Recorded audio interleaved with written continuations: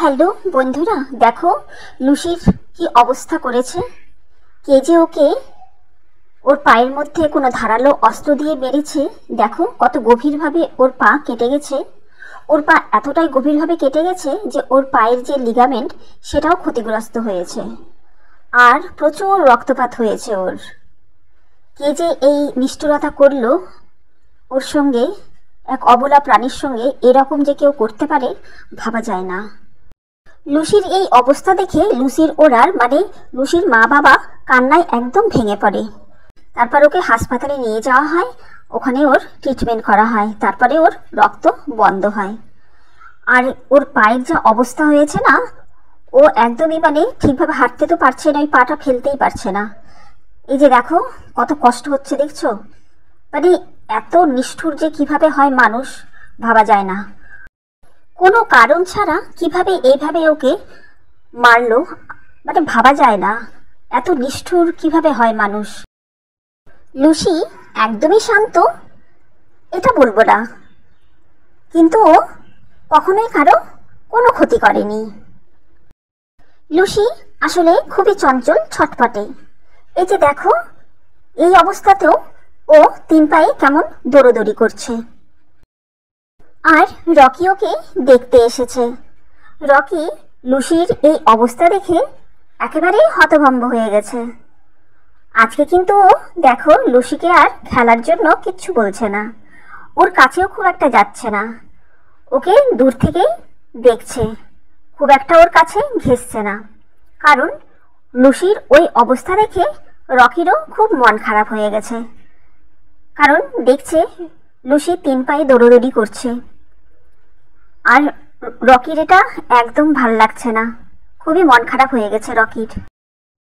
Lucy এখন জিদ ধরেছে ও বাইরে ঘুরবে, তাই মিষ্টিদি ভাই লুসিকে আর রকিকে নিয়ে বাইরে ঘুরতে বেরিয়েছে।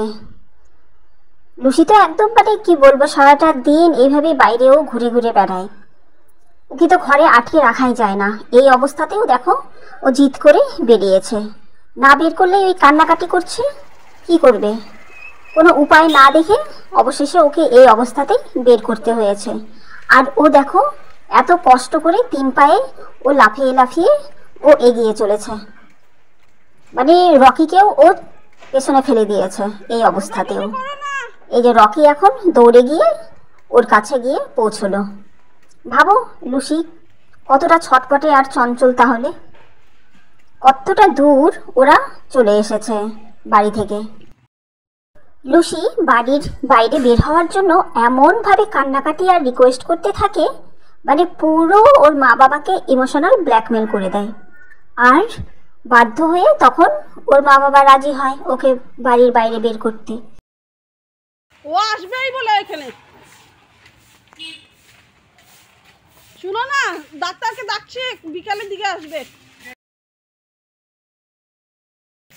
ফোন করলাম, বুঝতে পারছি না গো দাদা, আসো বুঝা যাচ্ছে না, আমি ভাবে কাছে না এখন। আর দাদাই দেখলে স্প্রে করে এসে বেঁধে দিলাম, বুঝলে, ইনফেকশন হলে মুশকিল না। বাবু বাবু আসো, তুমিও ঘাবড়ে গেলে ওকে দেখে,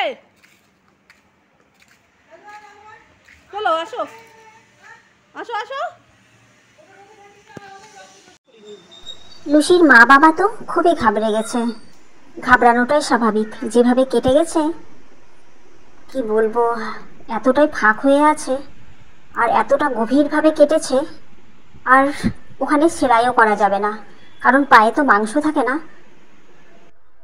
আর সেলাই করতে ওখানে অসুবিধেই হবে, আর সেলাই করলে ওটা থাকবেও না, তাই ওটা ওইভাবেই আছে আর ওইভাবে ফাঁক হয়ে আছে। ইনফেকশনেরও খুব ভয় আছে, খুবই কেয়ারফুলি ওকে রাখতে হবে।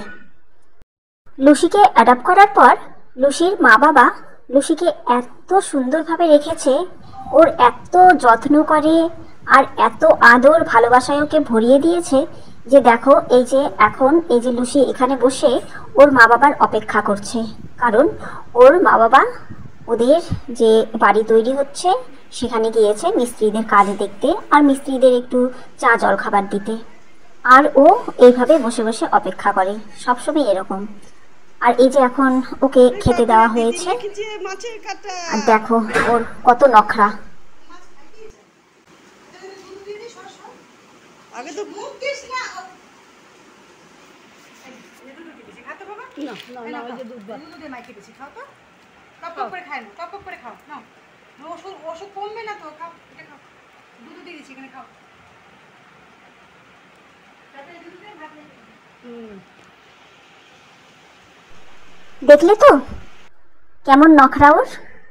খাবার ছেড়ে ও দূরে গিয়ে বসলো। খিদে আছে কিন্তু ওর খেতে ইচ্ছে করছে না। ব্যথায় হয়তো জ্বর আছে ওর, আর মুখে সেই জন্য হয়তো রুচি চলে গেছে, আর অনেক মেডিসিনও খেতে হচ্ছে ওকে। আর যা গেল ওর উপর দিয়ে, কি আর বলার আছে। মিষ্টি দিভাই এখন ওকে ধরে মেডিসিন খাওয়াচ্ছে। এখন ওর ব্যথা তো ভালোই আছে, তবুও তো ও সেটা মানে পাত্তাই দিচ্ছে না। এই যে নড়ে চড়ে বেড়াচ্ছে, একটু যে মানে চুপচাপ বসবে তা না। আরে ও এরকমই, এতই ছটপটে, কোনো স্থিরতাই নেই ওর মধ্যে। তবে ও যতই ছটপটে চঞ্চল হোক না কেন, ও না কাউকে কামড় দেয়, না কাউকে কোনোভাবে বিরক্ত করে। ও নিজের মতো দৌড়ে বেড়ায়, খেলে বেড়ায়। পাখি, বিড়াল এগুলোর পেছনে একটু ধাওয়া দেয়, কিন্তু ওদেরকেও কিন্তু কামড়াকামড়ি করে না। গরু, ছাগল এগুলো দেখলেও এদের পেছনে একটু ছোটাছুটি করে, কিন্তু কাউকেই ও কামড় দেয় না। তবুও কে যে ওকে এমনভাবে কোপ বসালো, মানে ভাবা যায় না। কিছু কিছু মানুষ মনে করে এরা কথা বলতে পারে না, নিজেদের কষ্ট যন্ত্রণা কিচ্ছু জানাতে পারে না, আর সেই জন্য বোধহয় এদের মানে ব্যথা যন্ত্রণা কিছুই নেই। এই যে এইভাবে ওকে মারলো, কতটা কষ্ট পাচ্ছে ও।